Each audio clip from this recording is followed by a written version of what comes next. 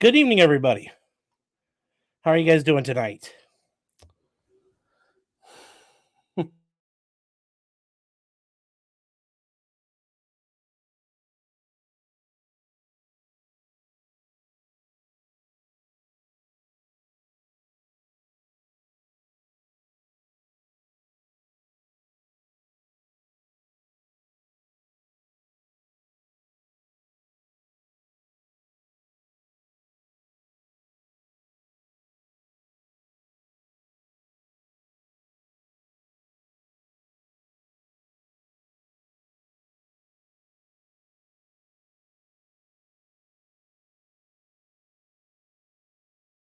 Sorry, guys.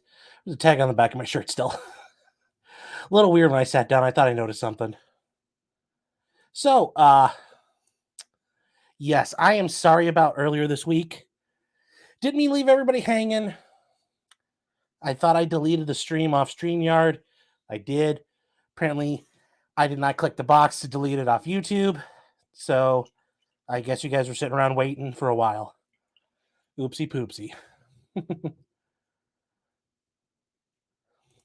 Structure Mike, hey, what's up, man? How you doing? Hope you're doing well.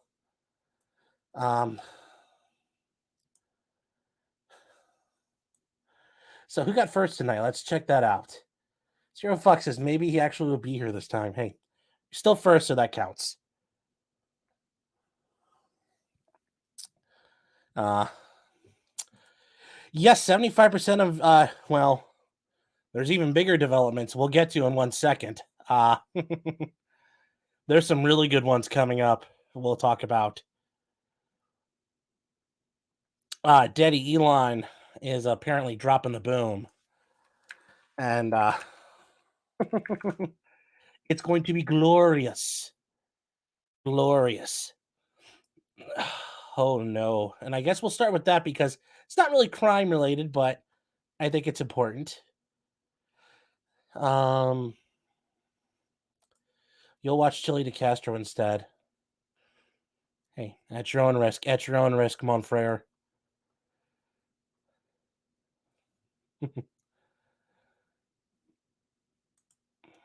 Yes, Jim. That's yeah. I was gonna go out and get some smokes. I thought about it tonight. She's never coming back. Sean better be getting V-Laws. Oh gosh, you guys are great. Oh, what else did I see here? You guys popped in. All right, yeah, I did want to show this. I thought this was hilarious to see. So if you guys can read that, and hopefully everybody can.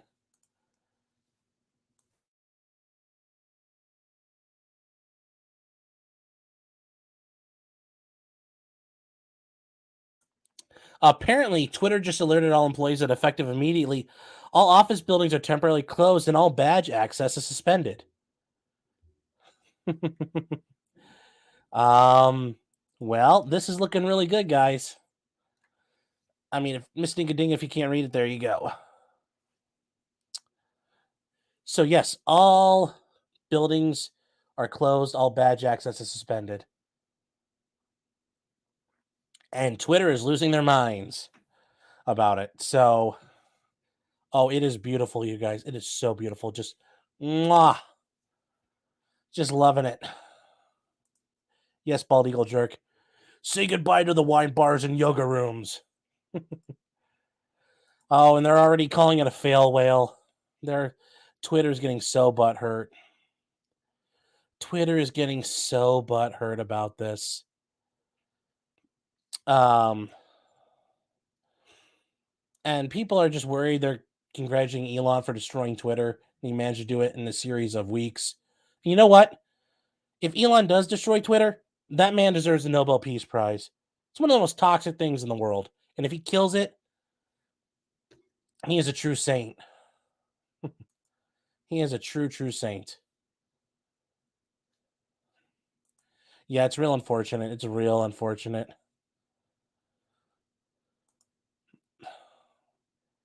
A name of some sort. You mean Hans Gruber. But yes, That'd be hilarious if he took over the Twitter building. So,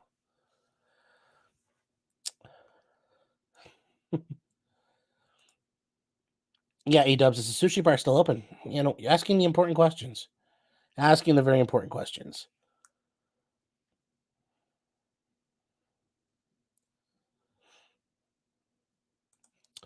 Yes.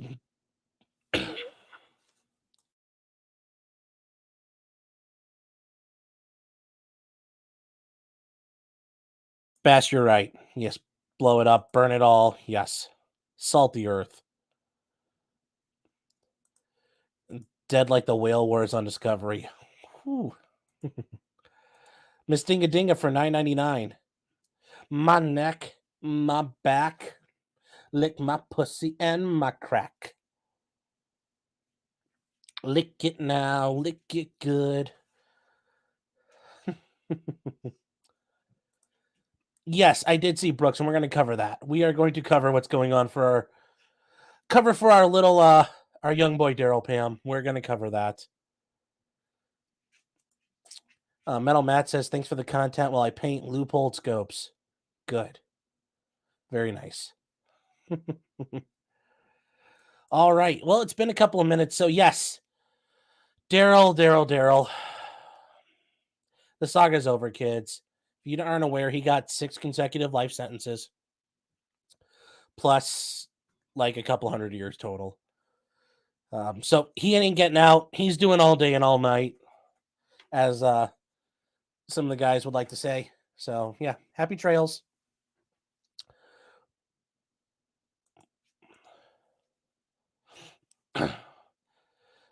Mike, you're saying I've been answering people's questions about the Mexico murder and the U.S. jurisdiction to prosecute. There are times where, well, the U.S. likes to claim it's got jurisdiction pretty much everywhere and anywhere for anything. I mean, they try to go after people for, doing sex crimes in foreign countries. So, yes, that's not a surprise. Let's see if I can put my headphones in. Did the booty warrior get to him? Is that why he's in a wheelchair? I don't know, but he does have a case out of Milwaukee still. And ironically enough, it's for running down Erica Patterson with the car, the same car he used in Waukesha. Tribal Queen says it's 1,675 and 1/2 years. Whew. Wow.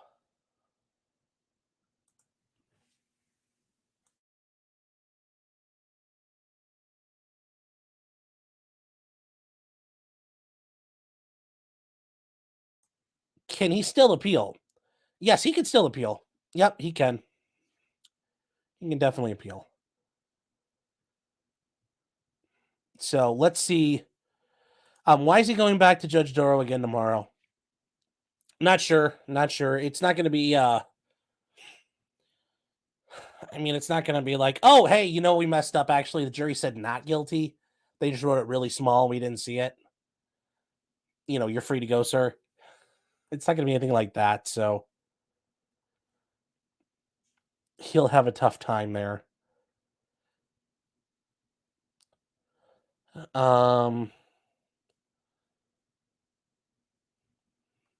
So we will see. Oh,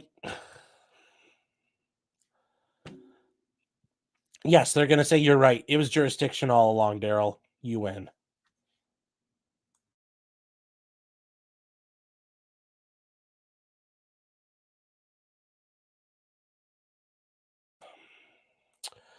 Oh, Jim is saying he filed for a stay pending appeal. Well, there won't be a stay pending appeal because you generally only get those when the amount of time it takes to hear the appeal will be longer than your sentence. Darrell's got way too much on his time, so that won't happen. So yes, he does have the hearings and charges left in Milwaukee where he ran over Erica Patterson with a car. And yes, we're going to show that right now.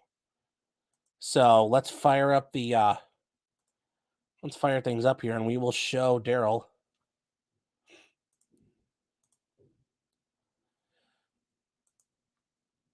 getting into court.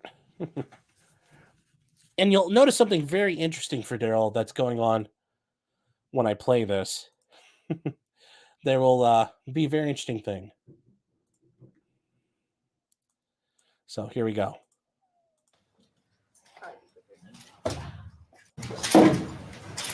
This is State of Wisconsin versus Darrell Brooks Jr., case 20 CF 2550, also calling 21 CF 4596 and 21 CF 5.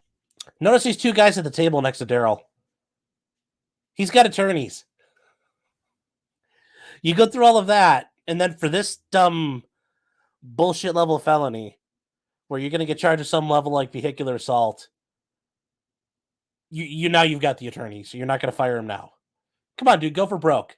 Do a trial in this one. I'd be happy to watch this one too, and just watch you cringe your way through it. Although hopefully you've learned a couple of things in the meantime. 5020. Also, guys, just so you're aware, this is more common of what courtrooms look like in America. They're small. They're not huge, massive rooms that are set up for TV and video. This is a lot more common than you think. Appearances. State appears by Jacob Core and Michelle Grasso. Attorney Robert Hampton appears with Attorney William Rakestraw. Mr. Brooks, good afternoon, Your Honor. Good afternoon. We're gonna Mr. Brooks's cases were scheduled today before this branch and branch 10 for final pre-trials. Mr. Brooks is currently set for trial in both of these branches on December 12th. My understanding is during the course of the morning, both the state and defense counsels met with branch 10, Judge Havis, and there was a discussion about what would happen this afternoon. And it's my understanding that there's going to be a request that we postpone the December 12th trial dates. Is that accurate? That is correct, Your Honor. We all know where Mr. Brooks spent the last month. I know that month, just out of courtesy, because he's focusing on other things, his attorney Gary Waukesha. We speak with him. This was busy. Since the verdict is read, got back in touch with Mr. Brooks and we're speaking again to this case, but asking for an adjournment so that we can now get into how we want to handle the case in front of Your Honor and also Judge Havis.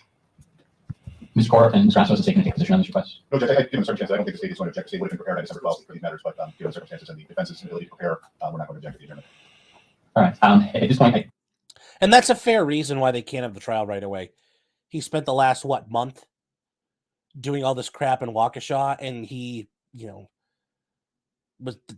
that takes a lot of time. Even if he had attorneys representing him, getting that trial done, you got to take care of the one that's in front of you. So this is not an abnormal request. From the court system's perspective, we've begun to make arrangements, and I discussed this briefly with counsel with Mr. Core today. The court had reached out to find larger board IR space for December 12th, and we talked about Waukesha. The court has been kind enough to share a juror questionnaire. We talked about that, but I can't say that significant enough efforts have been made that it would cause problems to move these matters. And given the circumstances here in the events of the last month in Waukesha County, the court does understand why it would have been difficult for Mr. Rakestraw and Mr. Hampton to meet with Mr. Brooks and coordinate strategy on these matters. So for those reasons, the court will grant the request to adjourn these matters. Mr. Hampton and Mr. Rakestraw, at this point, should we be looking at setting new final pretrial dates, or do you think the cases are going to move in a different direction? At this point, I guess we actually set a status date so that we can figure out how we want to move forward and also discuss any possible plans, any possible options with the state if those exist. Mr. Core and Mr. Grasso, do you want to weigh on that? I don't have a position on that, Judge. All right. From the court's perspective, that's appropriate because I think clearly if we end up setting another trial date for Mr. Brooks, that has to be the in capital letters trial date for these matters. And it's going to take a fair amount of preparation on behalf of the state, a fair amount of preparation on behalf of the defense, and a fair amount of preparation on behalf of the court system. And so I think that setting a status date to make sure that that's where we're going to go. I also think that on that status date, we set both matters in both courts on December 12th. And it may be that in the future we need to revisit setting the matters on the same date in both calendars. That's a decision that state defense and Judge Havis and I can continue to discuss. But at this point, I do think it's appropriate to set these matters for a status hearing. Given the Thanksgiving holiday and the holidays that follow, realistically, Mr. Hampton, Mr. Rakestraw, and counsel for the state, how much time until we know where we're going on these? You look at the 2nd of January for the question? Judge, the challenge, at least for me, is the beginning of January, first couple weeks, I'm pretty booked up. My first open week in January is the 16th.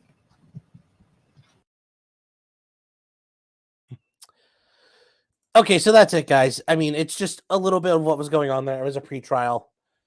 He didn't act up. He didn't show his ass. I think he's pretty much...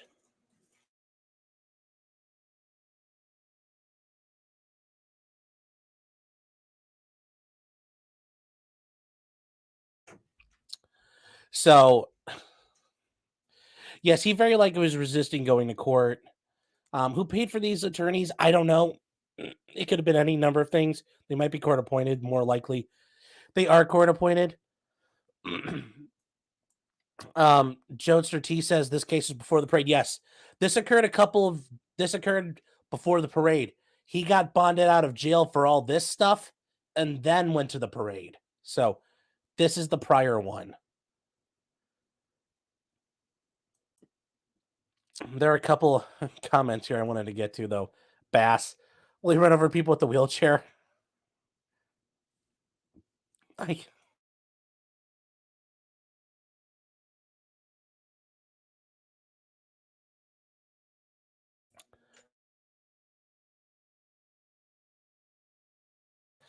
hope to God not he doesn't run people over the wheelchair, but that is funny. Analytical T says, are those court-appointed attorneys? Presumably so. Presumably so.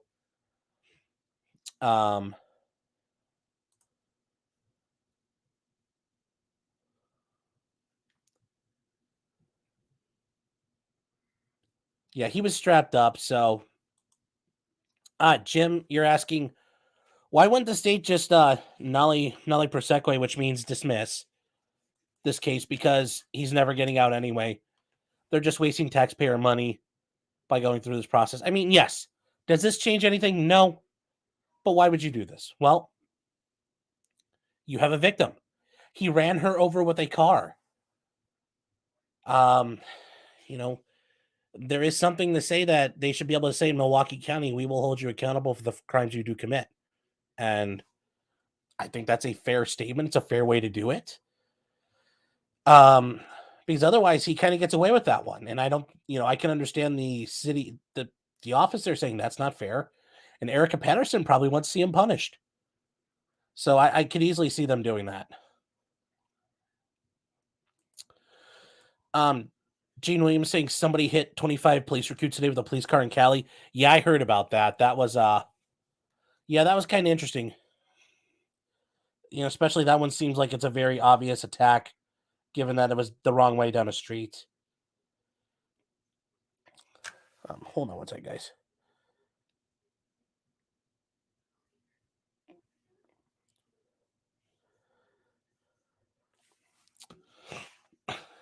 Yes, were there tinted windows on the wheelchair?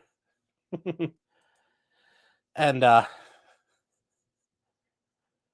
yes, didn't you hear the wheelchair honk?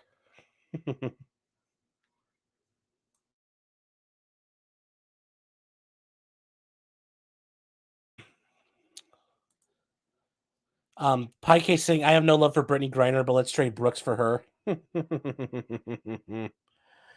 Oh. Wrestlertown says they have to do this case for some reason. His trial otherwise gets overturned.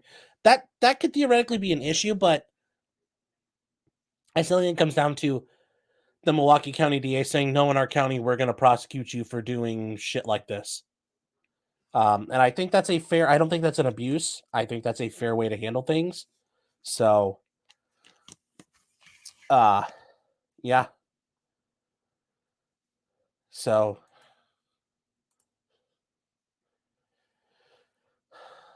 that is something to think about. But I really do think this is a policy issue. We're not going to let Darrell Brooks get away with this. We're going to hold this piece of shit accountable. Is what I truly think is going to happen there. And 1 second, you guys. The CIA niggers glow in the dark. You can see them if you're driving. You just run them over. That's what you do.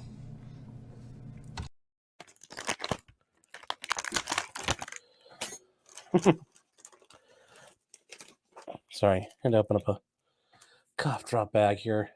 Gosh, day has been killing my cough.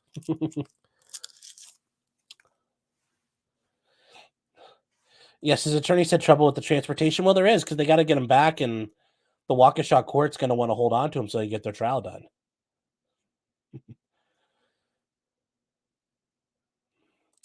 Yes, I did see that the Christmas Story house is up for sale. So, now moving on to the next thing, and I thought this was the Nothingburger of Mar-A-Lago. So, I know we covered this before, and if you don't remember, the FBI raided Mar-a-Lago, the home of former President Trump. And, well, I don't remember saying exactly there was going to be nothing there. Yes, I think this is also an issue here, is this lawful law.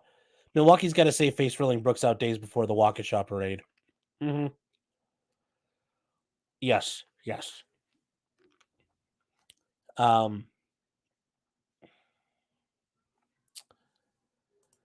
Rolf says, when is the suitcase lady? That's Sarah Boone. She's not until January 23rd, the end of January. Well, I cover the OnlyFans. If it's televised, I might be able to do that. I'll probably work something out Legal Mindset because I know he's going to probably try to attend that in person.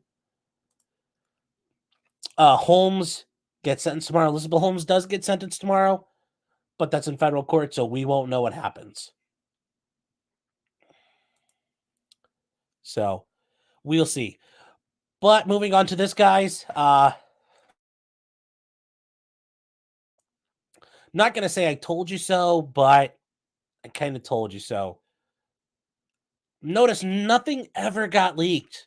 They didn't leak like, oh, we thought we were gonna find all this crazy shit in Trump's house. If they did, we would have heard it. Everything gets leaked in this investigation. And you notice what happened? Nothing. Nothing got leaked. And the motive? Because he thought there was his property. They say ego, not money. So he wasn't selling secrets. He was holding what he thought was his. Okay, every president does this.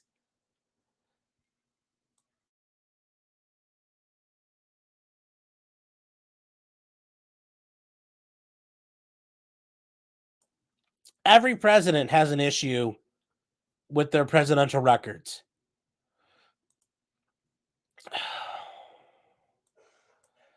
So, yes, call me shocked to see this.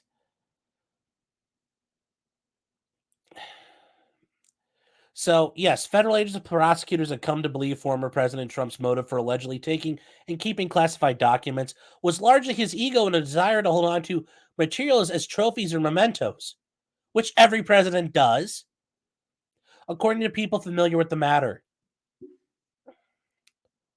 So we're saying we ain't got shit. All this crap, oh, they seized classified folders, and oh no, there ain't nothing there. There's no there.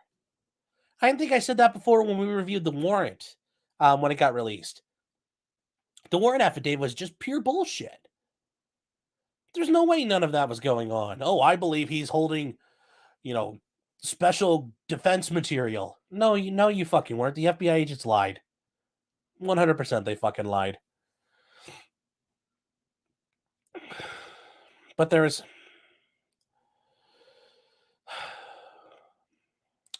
the review has not found any business advantage to the types of classified information in his possession.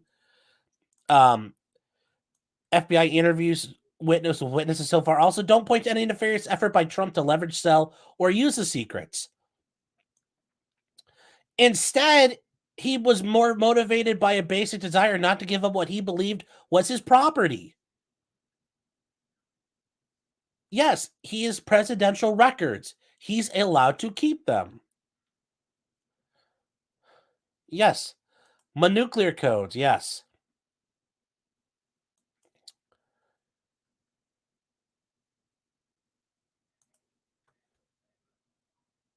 But that's all they got on him. I mean, think about it. All this shit. They raided his house. The FBI. Merrick Garland. You corrupt piece of crap. You son of a bitch.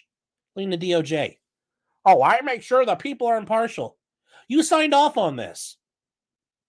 And this is all you got? Nothing. Another goose egg.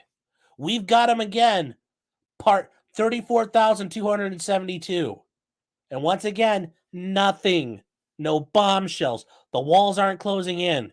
You still have nothing. And this time you went to the extreme.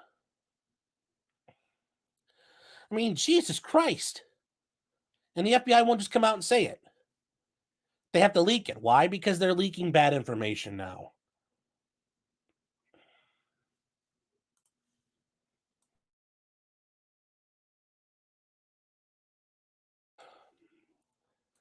You know, like I said before, it makes you want to go rent a Ryder truck to move things, of course.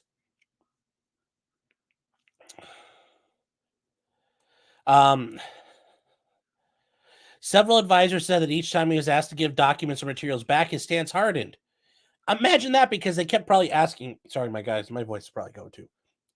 Imagine that every time they asked, well, give us a little bit more, give us more, give us more. Gib. I'm sure he got pissed off a little bit more every time. It's a little bit more, a little bit more, a little bit more. And they don't have shit on him. Trump repeatedly said the materials were not his. And presidents do this every time. Carter, Reagan, Bush, Clinton, HW, Obama, and now President Trump. And then when it's done, Biden's going to do that. There's going to be arguments over what's a record and what they're keeping. But no. Yes, Trump repeatedly said the materials were his, not the government's.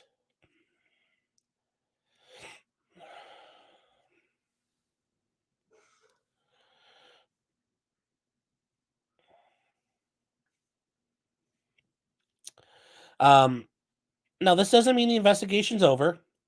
No final determinations have been made. But the sources said that evidence collected over a period of months indicates the primary explanation for potentially criminal. Hey, isn't that kind of neat seeing that there? It's almost like I kind of coined the channel after that term. Yeah, I should sue them for copyright. I should charge them for that phrase. The conduct was Trump's ego and not intransigence. Yeah. The National Archives kept fucking with them, and he told them to go fuck themselves. Oh, damn it. I did that way too early. I swore. Oh, there goes YouTube. Mama Susan's going to be mad.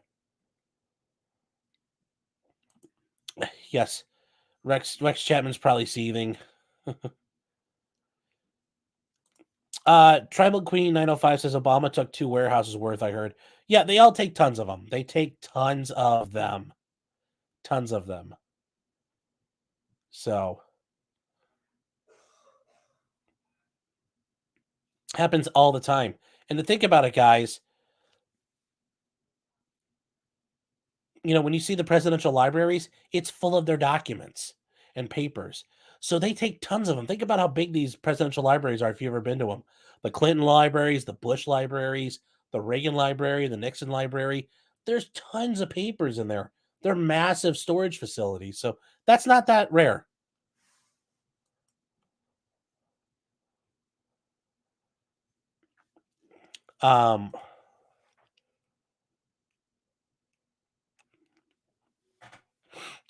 So, and this is revealing, and I think it's helpful to know.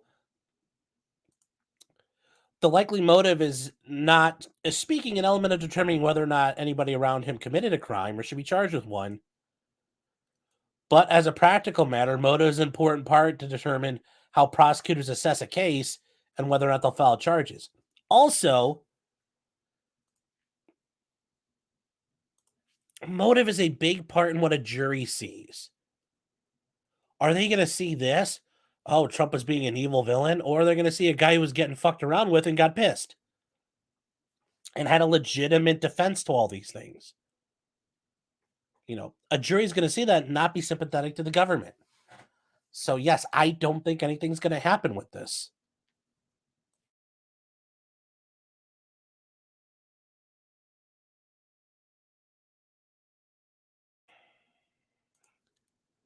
Yes. Yes, Charles Watt. Tons of papers so historians can write bios of them. The Pike case is saying it's not as if the POTUS is packing their own stuff when they leave the White House. No. But his staffers and people are. It's not. There are like governmental employees doing it, but all of his advisors, people like that, would probably be assisting as well. Yeah, so it's not Trump sitting there emptying cabinets, but he does have people helping pack. So.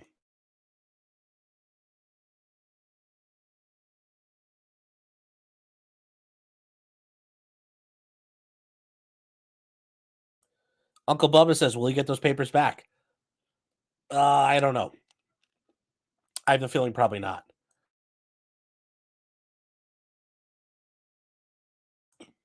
He'll have to probably sue for those. Charles Watts says, yes, tons of papers so historians can write bios and do research. Yes, it is. And those papers are used for that.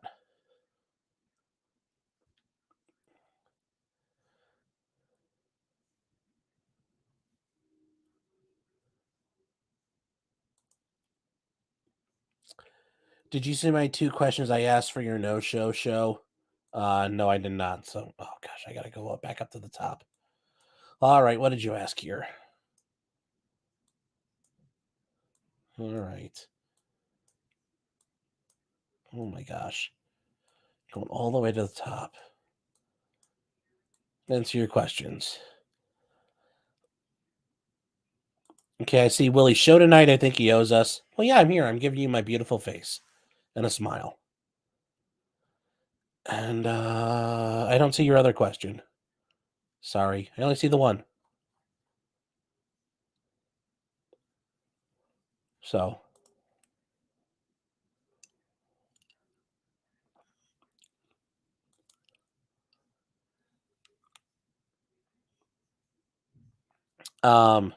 Chester and Frotz is my favorite part of this whole thing. Was the FBI mishandling the documents while accusing Trump of doing the same after approving the storage of the documents previously? Yes. Yes. Yes. That's I think we brought that up.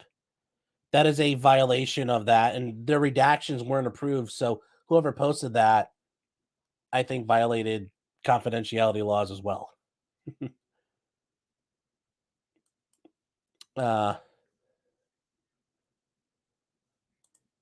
Harris Riley says, if I was president, I would take boxes and boxes of those pens they signed documents they are worth $175,000 per pen. I don't think that's true, but yeah, they're not cheap pens. They're fancy pens.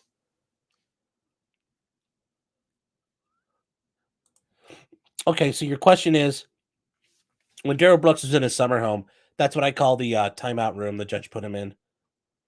Was a reporter in there taking down what he was saying? I don't know. Probably not. Probably not. Because then it becomes an issue of what reporter gets to do it. They're all going to want access. So no, I don't think so.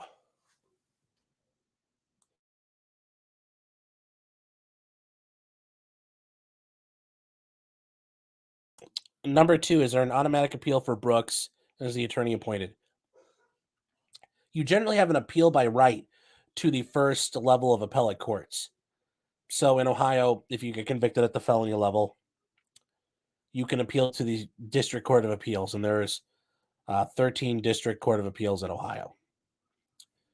So you apply to that, you file your appeal there, you do it, and then they determine whether or not they're going to.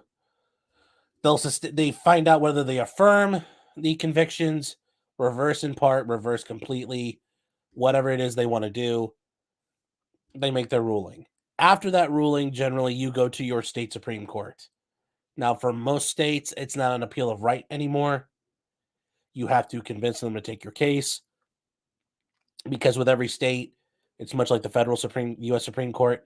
It is a discretionary appeal, and they don't grant everybody. They grant a percentage, maybe 1%, 2%, 3% every time.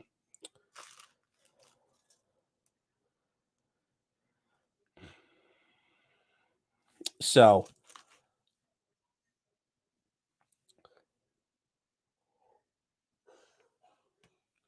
and would that attorney be appointed? Yes, he's indigent, so he would have the right to have appellate counsel appointed to represent him.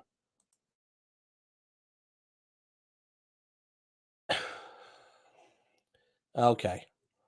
Oh, locals chat? Oh, crap. Uh-oh. Yeah, sorry. Hold on, I gotta... Can we go back to Darrell Brooks? He's less infuriating. Jeez. It says I'm not live on Rumble? What the... What? It should be. I put it on.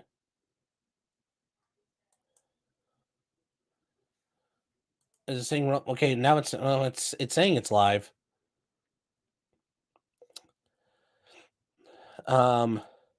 Who's checking the checkers? Why can't I check the FBI for their foul play?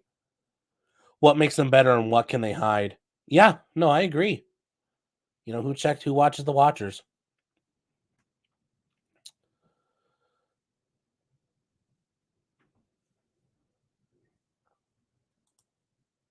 Tarkina Meyer says, I think they mean a court reporter for the record. I don't think there is. There's only one court reporter in the courtroom, and that's in the courtroom where it's going on. So, yes, anything he said that may have been shut off may have been recorded in the courtroom, but it's not part of the record.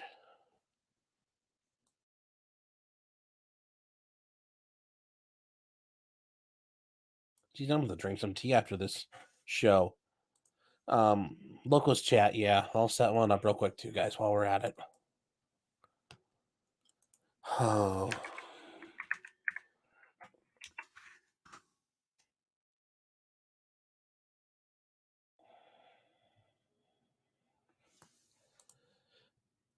Yes, did you see the clip? Yeah, I think we showed it just now.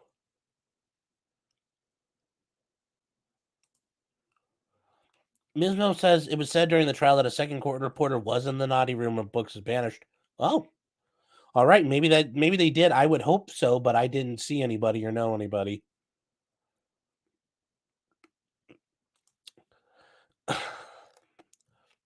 Bass says that the court reporter records sticking the objection paper into his dong area. No. The court reporter can only write down what's been spoken. Now, the judge can say, let the record reflect on camera in the other courtroom, the defendant, Mr. Brooks, has shoved the objection card into his pants. So that's the only way the court reporter will be able to talk about it and type it. Now, certainly for the appellate court, this record is going to contain the video, audio, and also transcripts.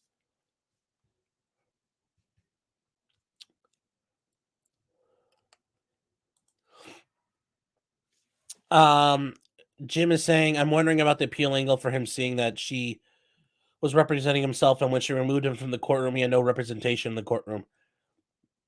She should be fine. She should be fine. He did that to himself, and also under Illinois v. Allen, she could have gagged him. So muting him in another courtroom or having him sit there and having him go like, I think would be the same thing. Not a big deal. Not that big a deal. You guys are. Vince Clortho is a new member. Thank you so much. I appreciate the support. Matt from Tinder says Nick's friend is my friend. Well, thank you.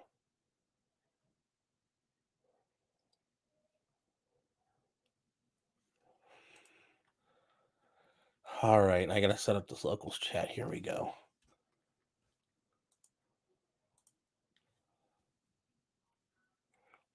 I did see on Twitter, yes, you guys let me know. I left you guys hanging. I wanted to acknowledge that you guys were certainly relentless in that.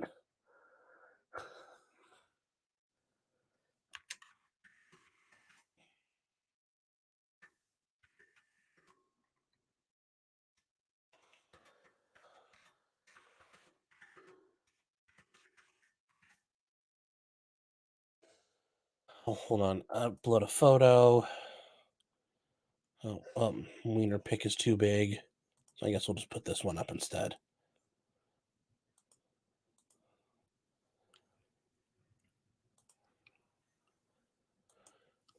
All right, guys, there's a live chat and locals. Now you can all do crazy shit on there.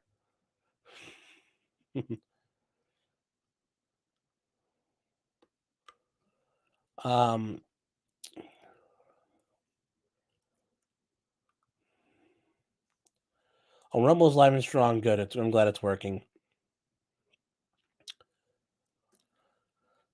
Truck golfer saying I ordered my first suspenders the other day, but the mail delivered to the wrong box today. Wanted to wear them for the stream tonight. Well, there you go. There's nothing wrong with a pair of suspenders.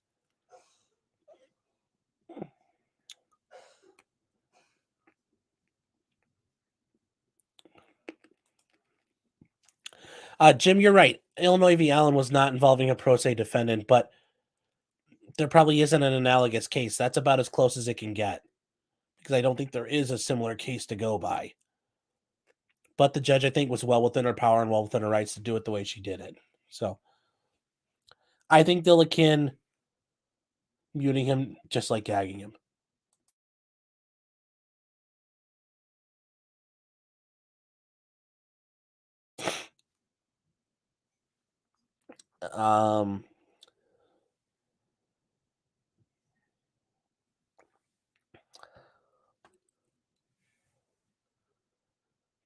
Well, you guys caught up. Jeez.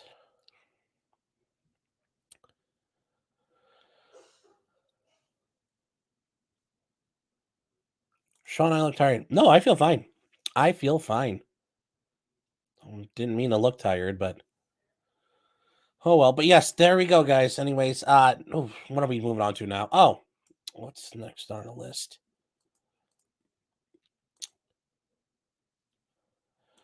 Yes.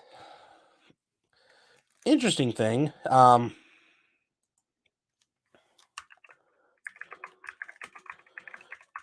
actually clicked out of it. Where is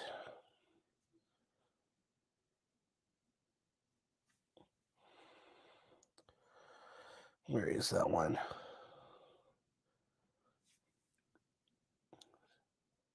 Sorry, had it on here and now I can't find it again.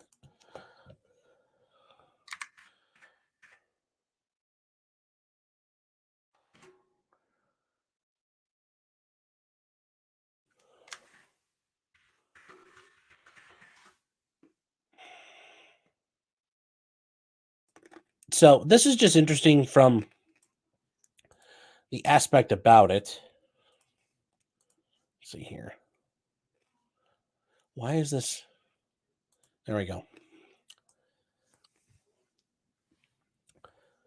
So, accused killer from 1983 changes mind, takes a plea bargain, gets out of jail.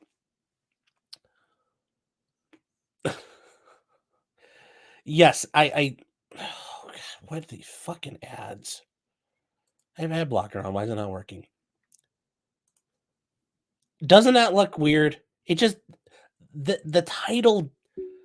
This title doesn't make it sound right. Now, is that really what happened here? Of course not. Of course not. But it is interesting what happened in this case. So, the man charged with murdering a young woman back in 1983 was released from jail after going to court taking a plea bargain. This came one day after Ralph Williams, 60, rejected the deal the state had presented to him before.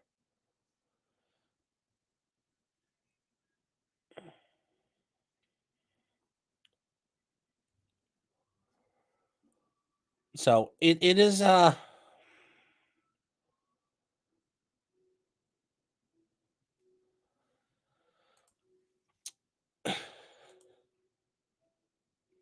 it is interesting because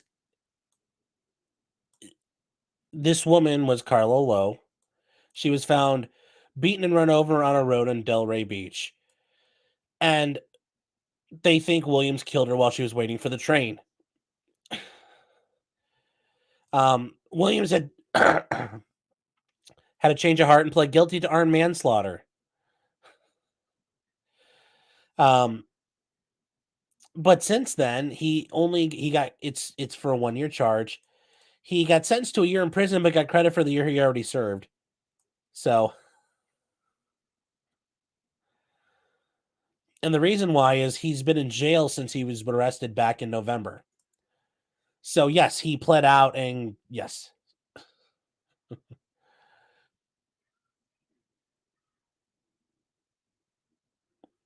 So, yes, Robert, it looks messed up, but it does make sense, and I just think it is interesting. They went to all this trouble because they think he killed her, but then they end up giving him manslaughter and he gets to walk, which is weird, but maybe the evidence really did show it was an accident. It was manslaughter and not intentional murder. Who knows?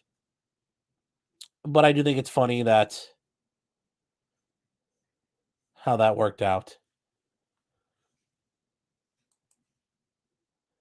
And then we get to what's next up? Yes. So we talked about this last week, and I know we talked it about on the 15,000 show, which hope everybody enjoyed. I thought it was a fun time. A little rough after we got done. But the issue surrounding FTX and the collapse of the crypto coin currency world.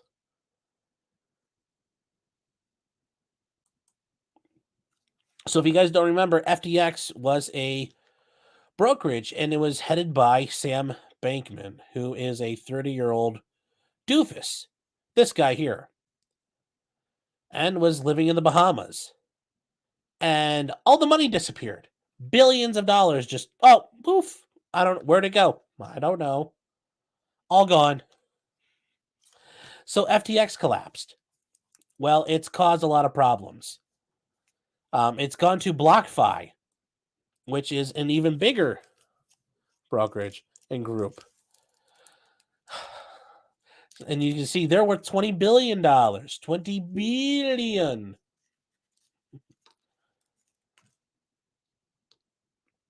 And in the meantime, Sam Bankman has been trying to raise money and do what he can to get out of this hole. But the FBI is looking to extradite him, which would be a very good idea so he doesn't disappear.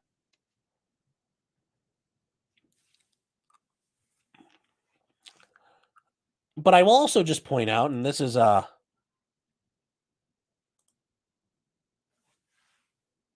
actually, hold on real quick. Pie case. Isn't BlockFi the Winklevoss twins? 100% correct. Gold star for Pie case. That is 100% correct. All because Binance started a rush on the exchange. Well, Binance also did not want to buy them.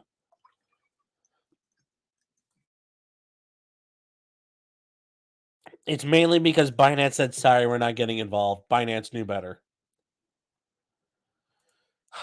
But, real talk, guys, like real freaking talk. I wish I had a producer tighten up on me.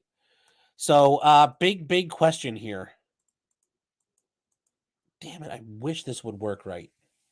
You're killing me, StreamYard. I pay for the 1080p and you don't put me in 1080p. Come on, we got to work on that.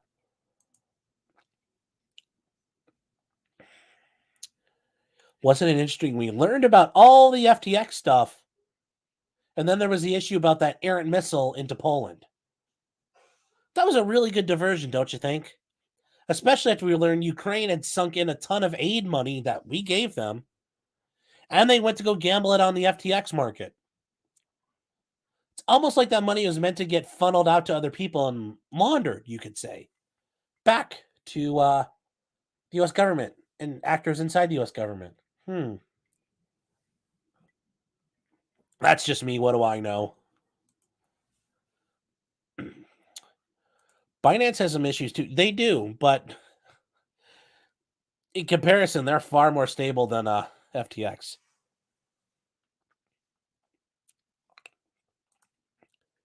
Yes, Jim, I heard this. I didn't know if that was true yet. If it's in a court filing, that's interesting.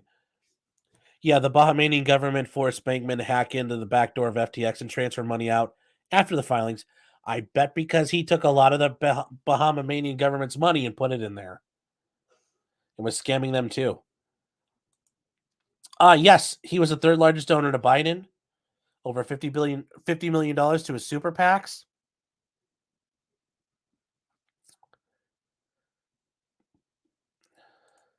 Lowjoy says, but would people trust money they cannot physically see or use? It's on the stock market every day. It's no different. To argue this is really any different than buying stocks and bonds and anything like that, I think it's highly preposterous. It's no different. It is super versatile. And yes, you can, in a second, lose everything. But it's like buying stock. You buy stock in Microsoft. You don't actually own a piece of Microsoft. So, no matter whose missiles it was Russia's fault. Nah, I don't agree with that.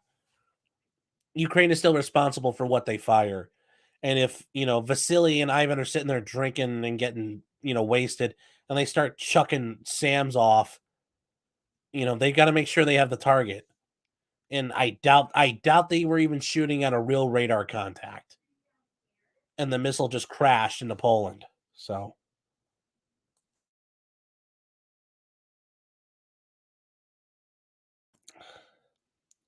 am I going to Monday morning quarterback Matthew Terry or speculate on Elizabeth Holmes?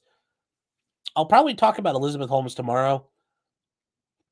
I mean, depending on what time things go on, we might go live and just kind of hang out and see what the answers are. But for Matthew Terry, I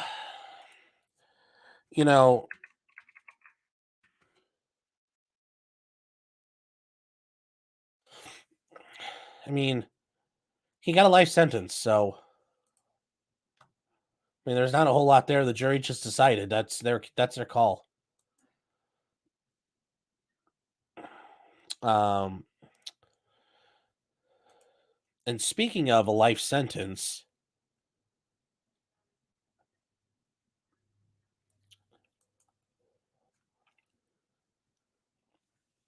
foreign aid is international money laundering. Oh yeah, 100% it is. It's always money laundering. There's always kickbacks. The UN forever with their food for oil for food program. Everything they do is a kickback. Yeah, Chaucer is right. Something like 2% of the monetary system is physical currency. Most of the money we have is just, digits in a checkbook on a computer somewhere. So it really is not. It shouldn't be that weird. It's really all made up money.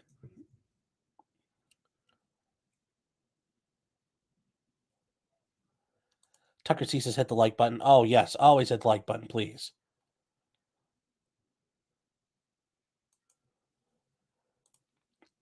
Joe Loy saying, but had Russia not declared war? Okay. You're still responsible for it. I mean, just because you're fighting a bad guy doesn't mean you go get to we're fighting the Taliban. We blew up 10 people when we left Kabul. Do we get to say, sorry, we were at war with the Taliban, oopsie poopsie? No, it's our fault. We J-damned that house full of people and killed that entire family. It's our fault. It's not the Taliban's fault. It's our fault. Snake says, suka bliat. Bliat.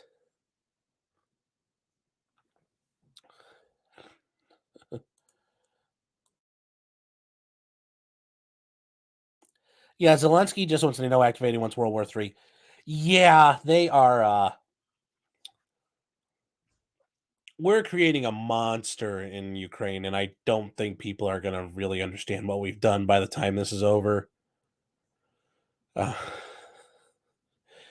going to create a nation that thinks they're purging the world with fire, and they're not going to stop with this. And if you guys ever watch Future Conflicts, the Virginia Gentleman Stan is 100% right. We're creating a golem, and it's going to be really, really bad.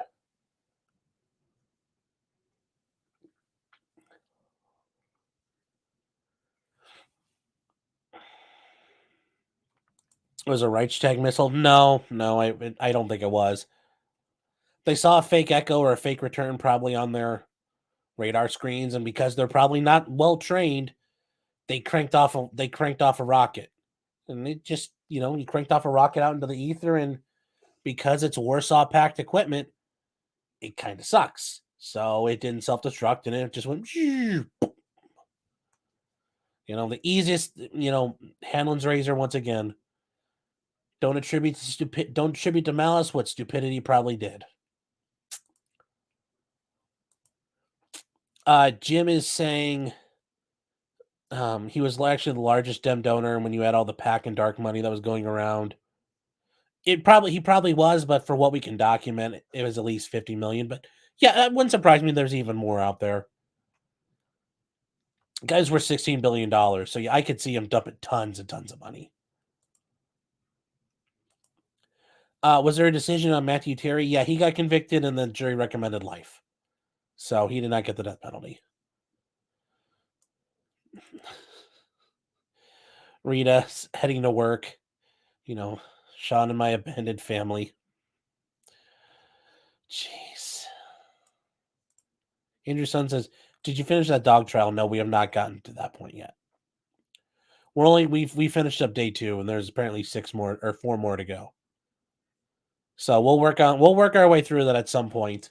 And maybe around the holidays, while we have free time, we'll work on that.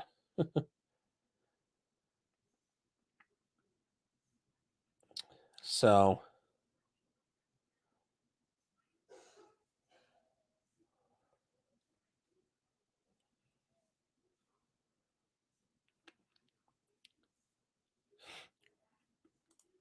Sir Cuts, if I poop on my neighbor's yard and I throw a poop at Sean, Sean will be angry with me, not my neighbor.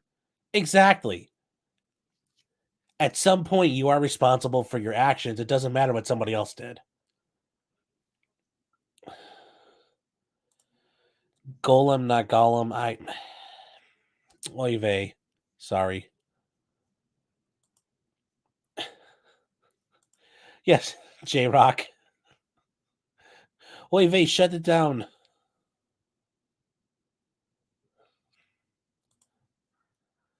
Oh, yes, Joe, yes. Tactical wisdom as well.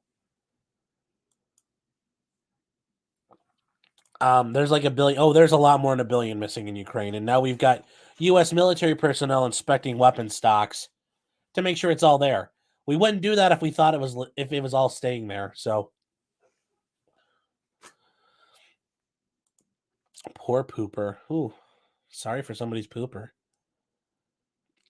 The Chad Absher trial.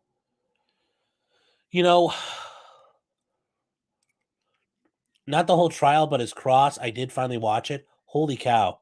That is an interesting one. We should sit down and watch that. His cross-examination was very interesting.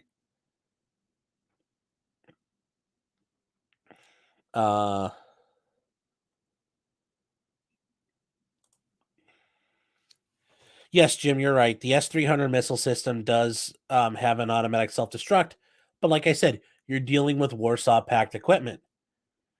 Quality control is not something the Warsaw Pact was really good about, and even today. I'm not really sure I'd like to trust a Russian injection seat or Ukrainian made equipment either.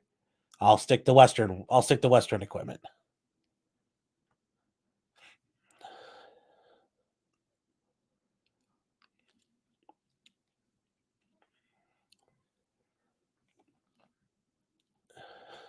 Wicked Money says, did anybody hear the missile honk?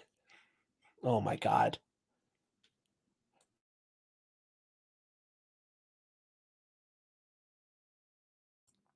I love you. You guys are so... There are not enough golf claps for that one. There are not enough. There are not enough golf claps.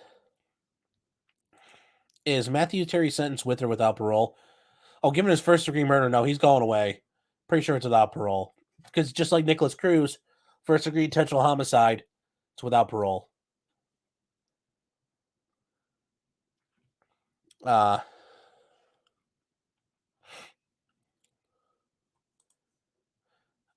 fuck, says I wouldn't even trust a Ukrainian hooker.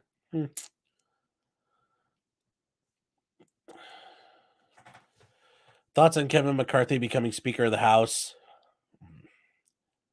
Prepare to be disappointed. It's not going to be good. Bass, yes, the missile had a loose tie rod. Or the throttle body was stuck, maybe. It's all one world order, Sean. Yes, it is. And if you've been watching what's been going on at the G20, it's a little weird seeing Klaus Schwab running around, but hey, I guess we're taking the mask off all the way. So, yeah.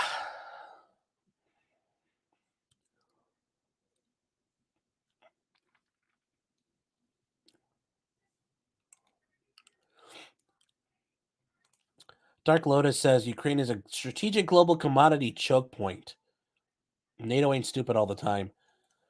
By global commodity choke point, I assume by global commodity, do you mean money laundering? Because Ukraine was the world hub for money laundering.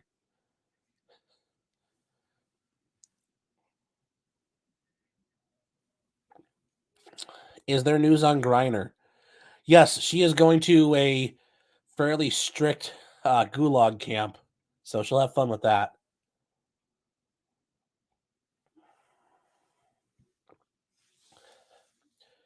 Sheeple Hunter says WEF sounds like an amateur wrestling organization. Yeah. Yep. Oh. Now, there is an interesting case that is going on. I do want to talk about a little bit because it is currently happening as we speak.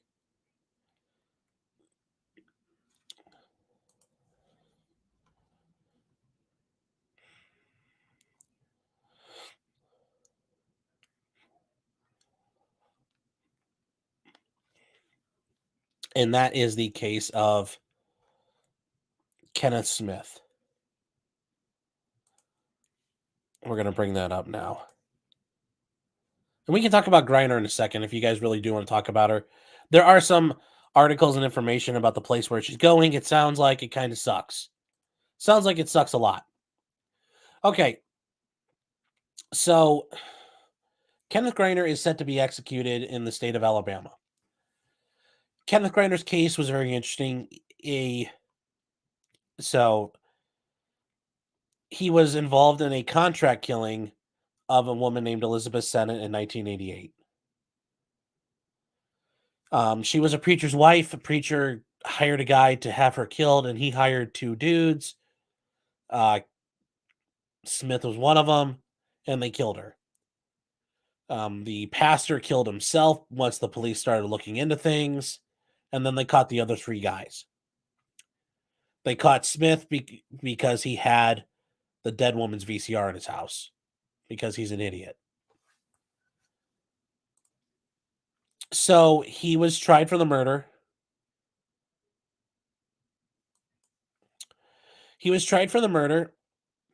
And interestingly enough, and this is just the... Actually, we're going to... Where is the one I wanted to show you guys? Sorry.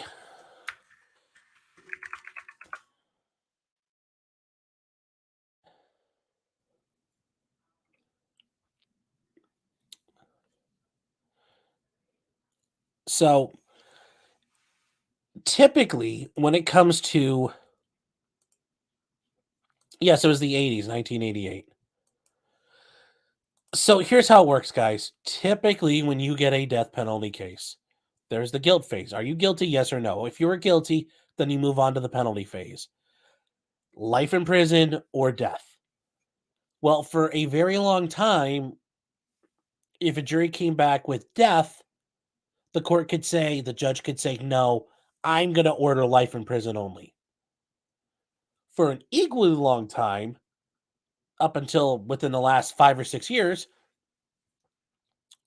the judge could also come back and say, the jury could say, we recommend life. And the judge could say, no, I'm recommending death. No, both ways are known as judicial override. Now, the Supreme Court has come out and said that can no longer happen. The judge cannot override a jury's life sentence with a death sentence. They can only go the other way. The judge has the right to override a death recommendation with a life sentence. So if you guys want to understand it better, the judge can only lessen your penalty, not increase it. Well, Alabama passed a law in 2017 saying you can't override a life sentence with a death penalty. Well, in Kenneth Smith's case, back when he was tried in the 90s, guess what the judge did? The jury came back and said life. The judge said, that's nice, death.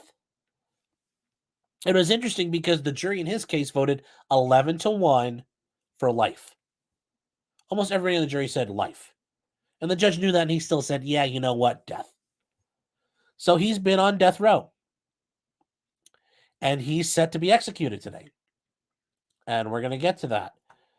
So this has been a thing down in Alabama, and this is kind of an update throughout the day of how things go in a death penalty case. And I think it's interesting. So the 11th Circuit Court of Appeals is the court of appeals that oversees Alabama. His attorneys filed there saying that it would be cruel and unusual punishment under the 8th Amendment because Alabama's kind of fucked up some of their executions lately. Why? Well, all the drugs they were using for lethal injection have not been available, so they've been kind of making it up as they go, and people aren't dying fast. There were also issues of how many times they could poke an inmate to get an IV set up, and I'm sure if anybody here has ever been at the hospital,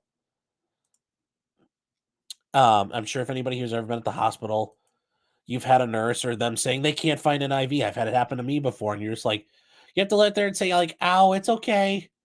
You're trying. Please keep going. I know it." And in the meantime, you're just back of your head like, "Ow, this hurts a lot. Ow, ow, ow, ow, ow." But you can't piss them off. So that occurred at 11:30. They were in front of the 11th Circuit. So Wednesday at 5:30, and he's set to be executed at midnight tonight. He was set to be executed at 6 p.m. Central Time in Alabama, which means 7 p.m. here, but the death warrant expires at midnight. That is not uncommon in America. Your death warrant is only for 1 day, 24 hours, and then it's done, and it expires. The governor has to issue a new death warrant. So at 5:30, they went to the Supreme Court and they declined to halt the execution over the judicial override. And I think they should. I don't think the judge has the right to increase a penalty, but the Supreme Court declined. So, yes, and as you see here, they talk about it. He was convicted in 89, sentenced to death. His death sentence was overturned on an appeal. And in 96, the jury voted 11-1 to give him life in prison without parole. And in 96, the trial judge overrode the death penalty and imposed it. When Alabama imposed the override rule, it did not apply retroactively. Now, this is an issue for the Supreme Court. When you file these kind of last-minute things, you get to an assigned justice. Not all of them hear it initially. There's one justice called writing circuit. Well, there are more than 9 circuits, so some justices double up. Well, the application for a stay was presented to Clarence Thomas.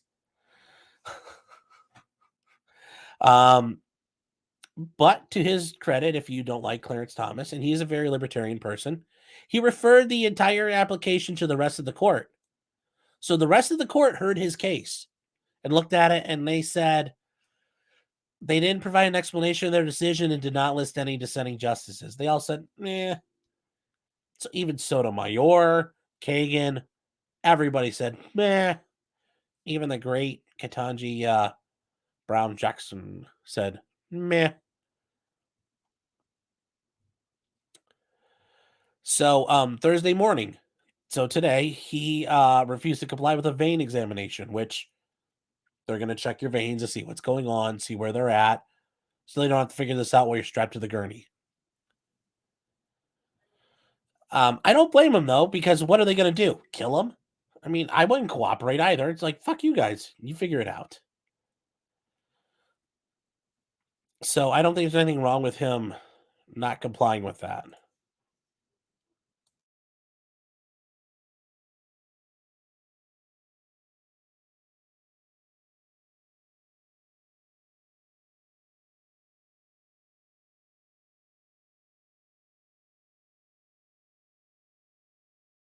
Sorry, I had it making sure I wasn't muted.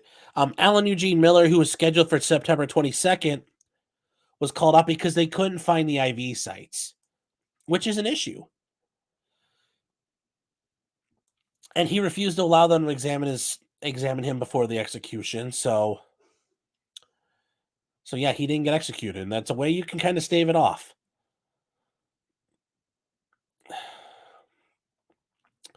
It was interesting, though, the former governor of Alabama said he feels that it should have been temporarily halted until they figure out how to prevent botched issues with lethal injections. Okay.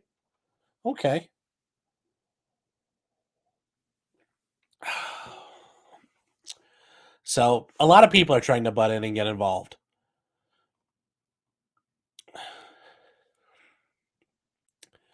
So Thursday at 2:58 p.m., the 11th Circuit reverses and remands the case to district court.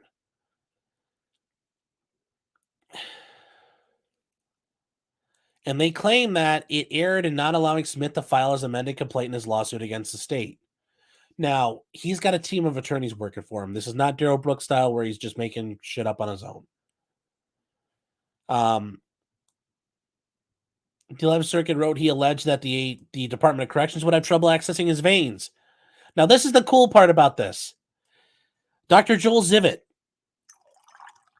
If you guys remember the Dr. Husel trial, that was Dr. Husel's expert witness, the only person who testified for the defense. And this is why I thought it was really neat when I read this earlier tonight while I was getting ready. Isn't it kind of neat how some of these people, we start seeing them, they kind of, it all weaves in together.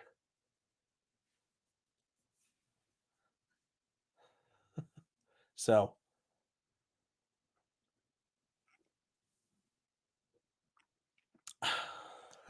I just thought it was very interesting how that all works out. The anesthesiologist provided expert declaration, said writing, the risk for a failed IV attempt are very likely given this recent failure to get the other guy back in September. Okay. So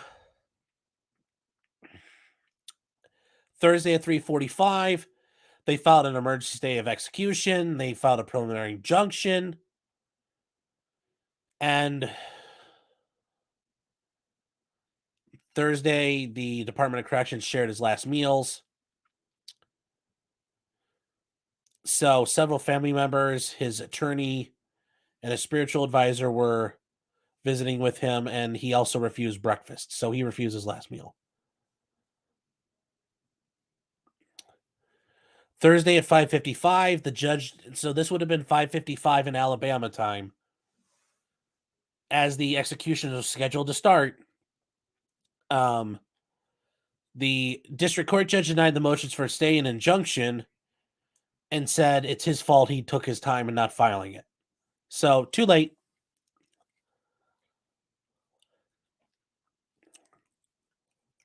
Thursday at 6:30, his attorneys try again to the 11th Circuit. This is how it goes, though. They keep filing and going crazy. And then Thursday at 7:57 p.m., so 8:57 our time, Eastern time, the 11th Circuit granted Smith's request for a stay of execution. The court sided with his claims, and I just learned this part. And he sought a preliminary injunction the day before his scheduled execution. Smith has continuously sought to rectify that dismissal since then and has pursued his claims diligently throughout court and here. We further grant that the other factors granting a stay. So his request is granted. His execution has been stayed. He is not going to be killed today.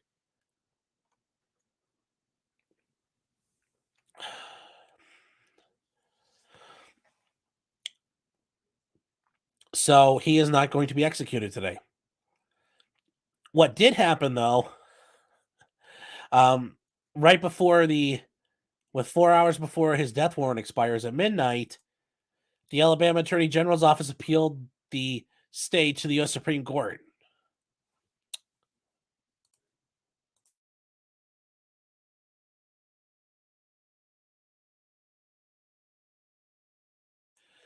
Pizza. Thanks, guys.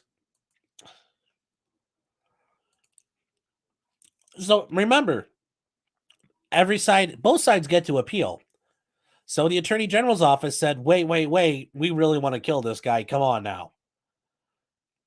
And the Supreme Court has not ruled anything yet. And very likely the Supreme Court, I don't know if, let me see if there's any updates here.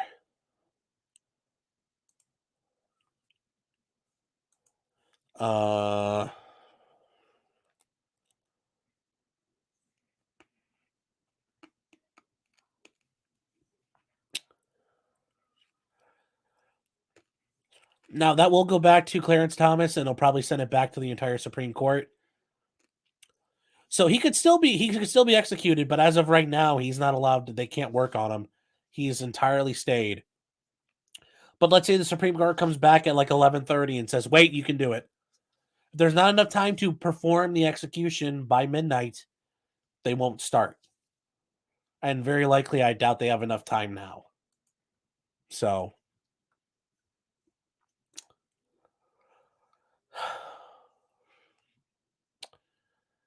Mighty Meat says, "Of course you're fat. That's what I have a pizza ad." What the fuck, Sean?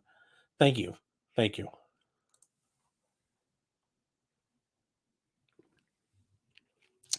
We have an ultrasound. RN rules saying we have an ultrasound machine that is used when we can't find a vein.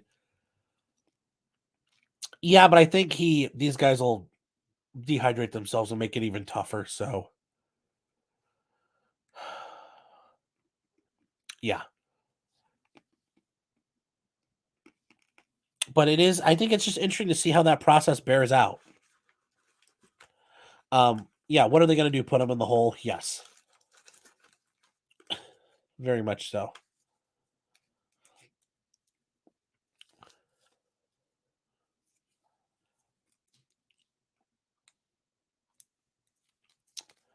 You guys are so enthralled with this case here. I thought it was interesting.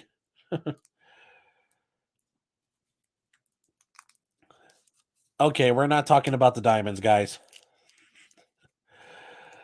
I know, I'm just fucking with you. You guys are fine. I would love to be an executioner. I mean, all you do when it comes to lethal injection, you push a button and you walk away. And then the machine at a random time goes ahead and does the thing. You don't sit there and like push. You're not sitting there with like a syringe and you push in the barbiturates and everything. So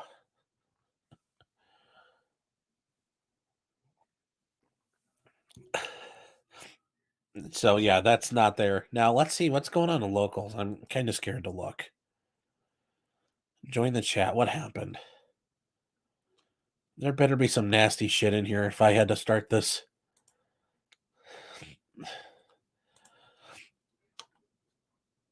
Okay, I guess we'll show this one. It's fair enough.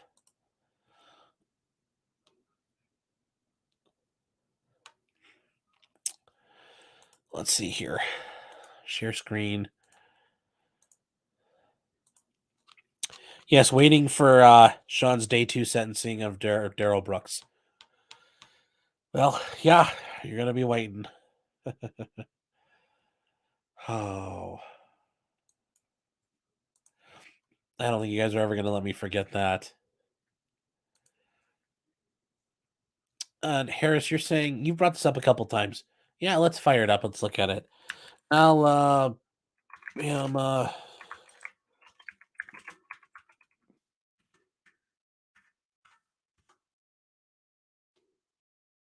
said Alabama House Bill 130.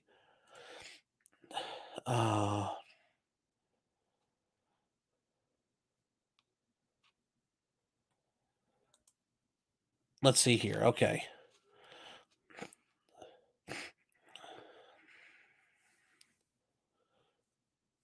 Okay.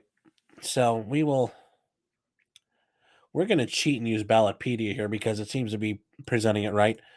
So the state of Alabama had an issue with bail reform that they put before the courts. So Alabama Amendment 1 said, allow the denial of bail for offenses enumerated by the state legislator. A yes vote supported authorizing the state legislator to enumerate offenses for which bail may be denied, including murder, kidnapping, rape, assault, and more. Okay. And a no vote opposed authorizing the state legislator to enumerate in state law for offenses which bail may be denied. Sounds good. But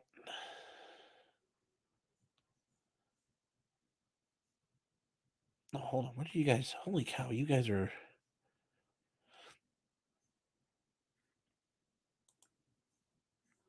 Now, it sounds good.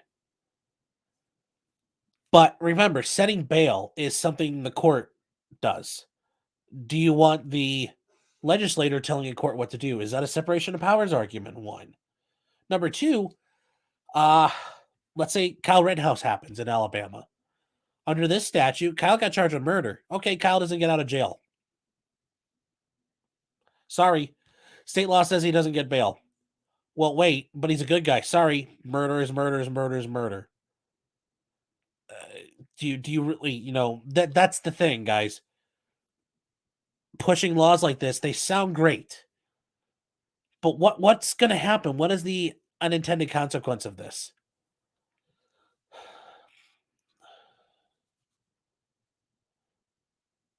I mean, that's why I don't like this. I also don't like the courts being told what to do from a constitutional standpoint. But is that something you really want? It's something to think about. And some of you may want that, but I think it is worth discussion. So the legislator had already passed Bill 130, which was set to take effect along with the amendment. For individuals charged with the listed offenses, bail can be denied if the prosecuting attorney provides by clear and convincing evidence that no condition or combination of conditions will reasonably ensure the defendant's appearance at court or protect the safety of the community or any person. Of the community or any person. Well, is that person really a threat to the community? No, they're generally a threat to a person or a group of people. So I think just like in Illinois, I think they did it right. You should have to show who's at risk. And if you can't, too bad, so sad. So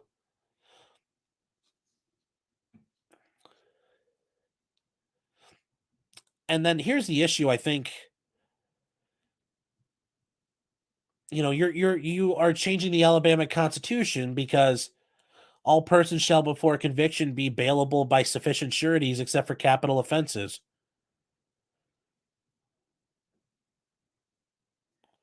I mean, do you really want to amend your constitution for that? I don't know if you want to.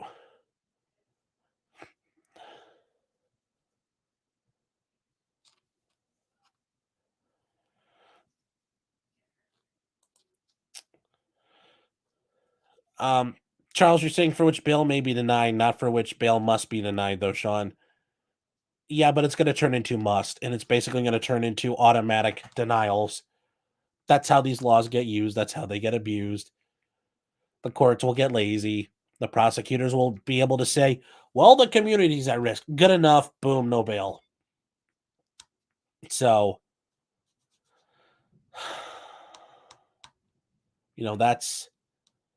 that is the issue. That is the issue, and that's the part I don't like.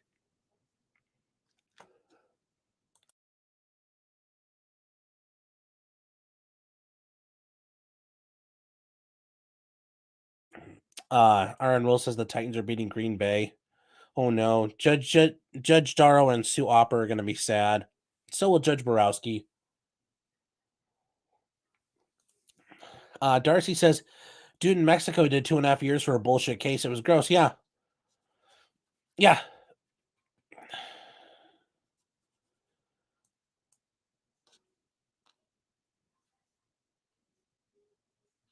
So,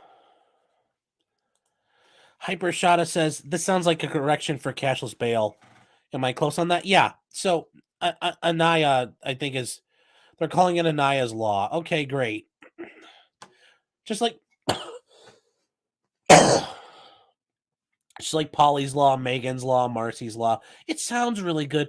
Well, Anaya probably got killed because some scumbag got released. Let's check. Anaya's law, like, who's it named after? She probably got killed by some guy who got out. Okay, so yes, something bad happens. Yeah, here we go.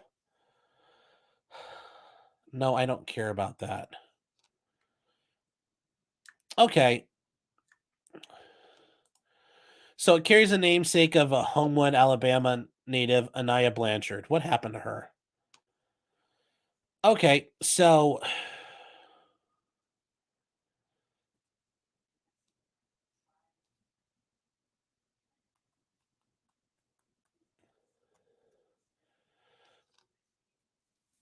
So authorities say that the suspect charged with killing her was free on bond in a previous kidnapping case.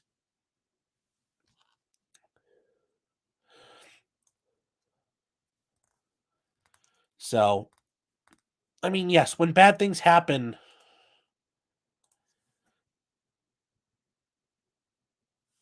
I mean, yeah, this is,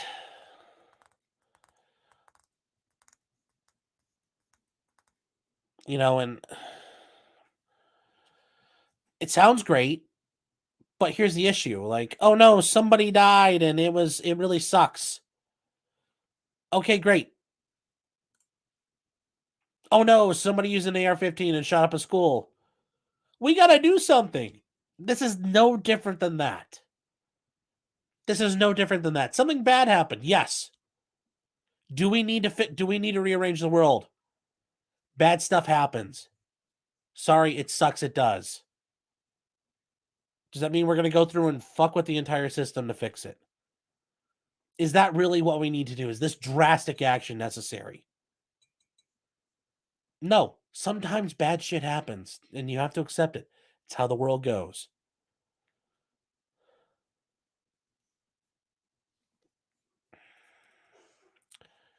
Yeah, mean copium. Yes, that's the price of freedom. Shit happens. Freedom is scary. And wear a helmet. And as I said on one of my, well, it's not out there anymore, but as I said on a debate I had, shit happens. That's the cost of freedom.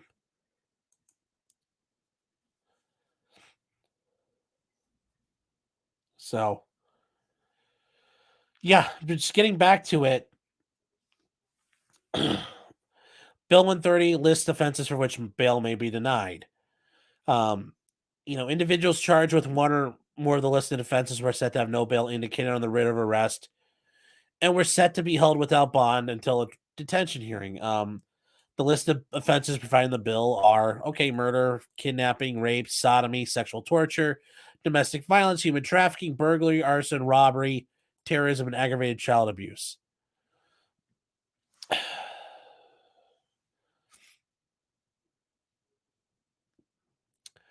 And then here's some issues, though. When the court considers are there conditions that would ensure a defendant's appearance in court, it's required to consider the nature and circumstances of the charged offense, the evidence against the defendant.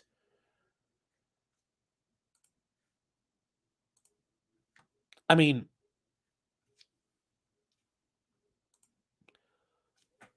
what about his presumption of innocence? Yeah, that charge is words on paper. It's all a bunch of bullshit till I see it. The evidence you have at that point, this is not an evidentiary hearing. The evidence you have, that evidence is not tested yet. That evidence is not subject to cross-examination.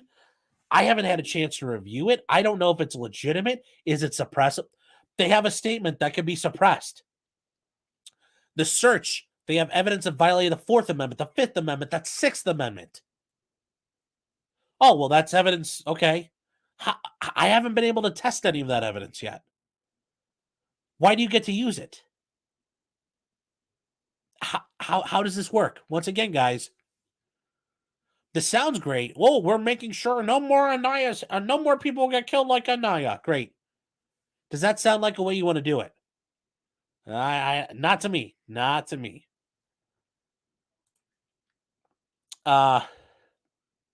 Now this part here, the defendant's character, physical, and mental condition. Okay. Family ties. Okay. Employment, financial resources, length of residence in community ties, past conduct, history relating drug or alcohol abuse, criminal history, and record concerning appearances at court proceedings. Those are already done. That part's fine. You're asking for something when I go to court and I got to argue bond for somebody. That stuff the court already considers. Totally fine with that part. And then this part here, whether at the time of the current offense you're on probation, parole, or other release pending trial, sentencing, appeal, or completion of a sentence. Once again, no problem there. Totally cool with that. Courts are already allowed to consider that. Nothing wrong with that part. This third point here is totally cool. Then it's the danger to the community or any person if the defendant were released. Well, absent like a school shooter, how many community people are really a danger? It's generally a person or persons. So, oh, free girls. Oh, yeah. Oh, yeah. Robert Lawrence, is there a Baldopedia? Oh, yeah.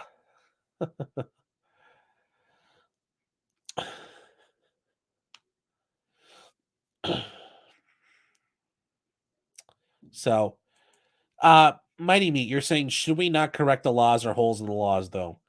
Maybe not in this case, but in many. That's actually not a bad question. It's not a bad question.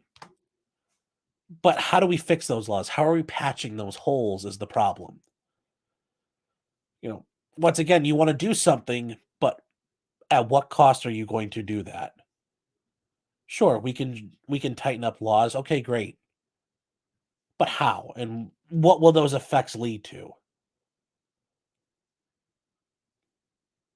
You know, that's my only point is, sure, we can talk about it, but we've got to know what that's going to do. And sure, we may tighten up a law, you may fix something, but we're going through all this and this drastic change, changing a constitutional amendment, changing a part of the Alabama Constitution for how much improvement? We're going through all this to gain what? Maybe like a 1 in a million chance this happens ever again. That's not worth it. I mean, you've really got to be there. Chesserian Fraud says, do you believe laws should be retroactive in nature as a legal philosophy? I don't believe they should be retroactive if they impose penalties or criminal conduct, but if the state does, for example, decriminalize drugs, for example, marijuana, if the state of Ohio says marijuana is perfectly legal, no longer a crime, if I was charged with importing and smuggling marijuana, like 20 pounds of it, yeah, I think I should be allowed to be released. The state no longer considers my conduct criminal. For the same reason, if tomorrow Texas said murder is legal now, you should release all the murderers from prison. It doesn't make any philosophical sense to me, continuity-wise. We're going to punish these people for something they're allowed to do now, but when they did it back then, it wasn't fair. I don't see, yeah. So.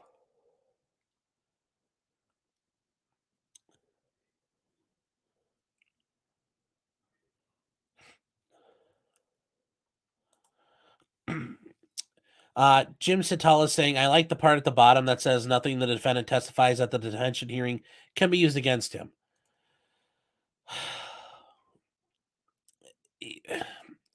The defense testimony is not admissible in any other proceeding against the defendant. I agree with you there. That's nice to see.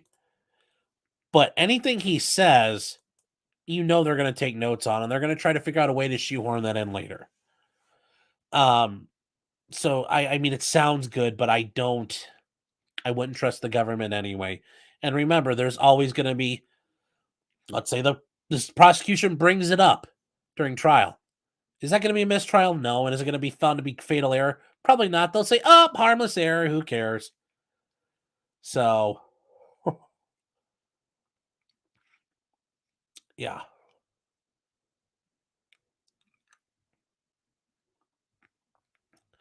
John Ross says it's the cost that counts. Yes. At what cost?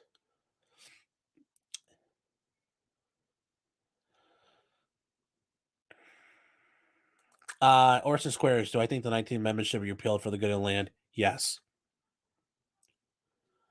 Yes. So.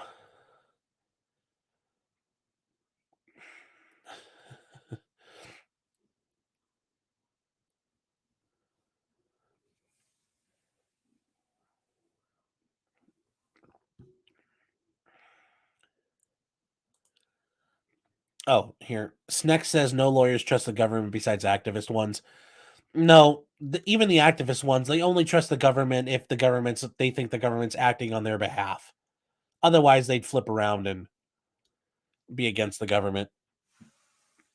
So, it's like a wind vane, weather vane. They point whatever direction they need to.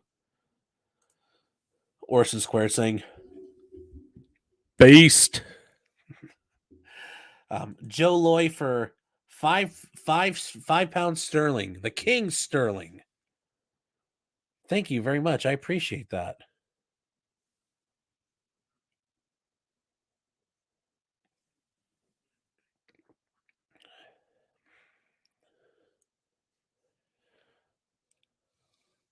So, got to check it on Rumble, see if Rumble is turned into a train wreck. If it's still running. Let's see here.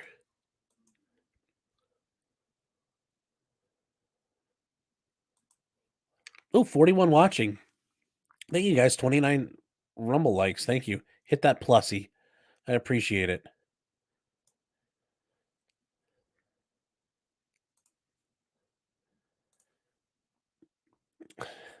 Joe Lay says, "I prefer the Queen."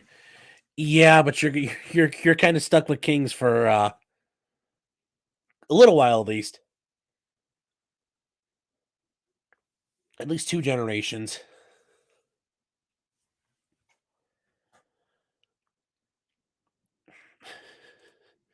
Vince Clortho says, "What is the 19th Amendment? I shop at the 21st Amendment." Yes.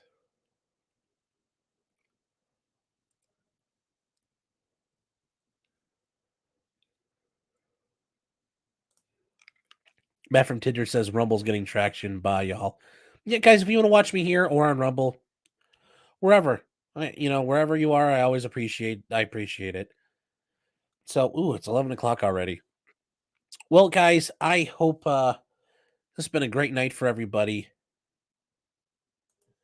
Diamonds and Hannah says, "You're the only streamer I know whose viewers actually hit the like button." Thank you. A name of some sort says, "You mean 3. William's first kid is his son, George." Yes, but within that generation of children, there is a girl. I'm not saying things happen, but, there was that car accident in Paris, 30 some years ago. Just saying.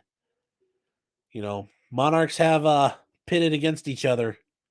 So it could happen. It could happen.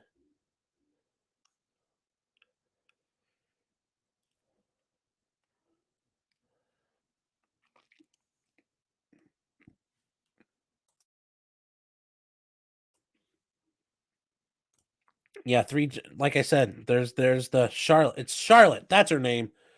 Princess Charlotte. We could have Queen Charlie soon enough.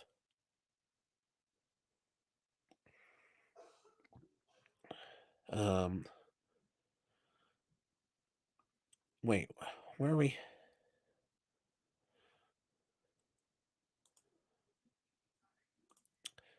Joe Loy says, "I'm going to school. I'm going to scoot." Night, Sean. Good night. Thank you. Yes, good night, everybody. Yeah, we're going to wrap this up now. I think we covered a lot tonight. It was a very good night, very fun night. I hope everybody has a very good weekend. I'm sure there's going to be always something new next week. Next week, though, guys, is getting into Thanksgiving. I'm not sure what we're doing throughout Thanksgiving. We might have to do Thursday. We might be doing an early stream on Thursday. I want to keep it on Thursday if I can. If not, we might change it to Wednesday night, something like that. But we'll figure that out when that happens. I will tell you guys ahead of time. I won't leave you guys hanging to be all alone, staring at your phones, waiting for me, and I never come back. Daddy loves every one of you.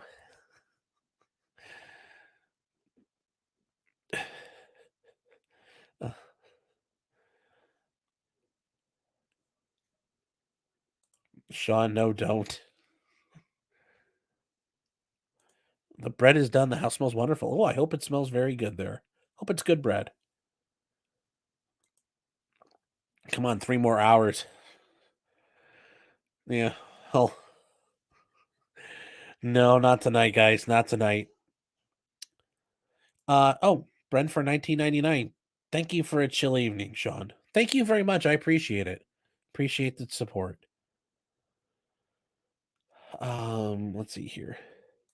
Pike says, "You're a little young to be my daddy."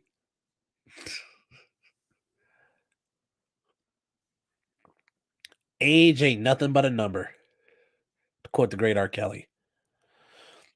Yes, Jim, that will be something we'll be talking about, because I do think that it was very interesting how that's how that's going to go. The Second Circuit's going to get loved tenderly, and I can't wait to see it. Jolly Jake Level says smelling bread is the sign of having a stroke. I thought it was smelling burnt hair.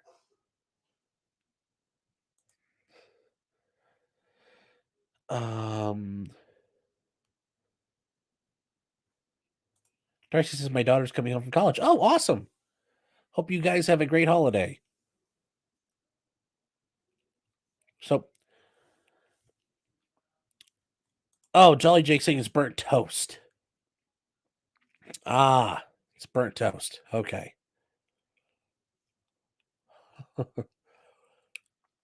All right, guys. Well, that is it. Thank you to everybody. Thank you to everybody who's here on Rumble, in Locals chat. Everybody who's watching, liked, smash that, grab that plussy. Just grabbed it. Because they let you do that. They like it. Everybody here, all the comments, all the super chats, everything, guys. I always appreciate it. And remember, till next time, just because you did it doesn't mean you're guilty.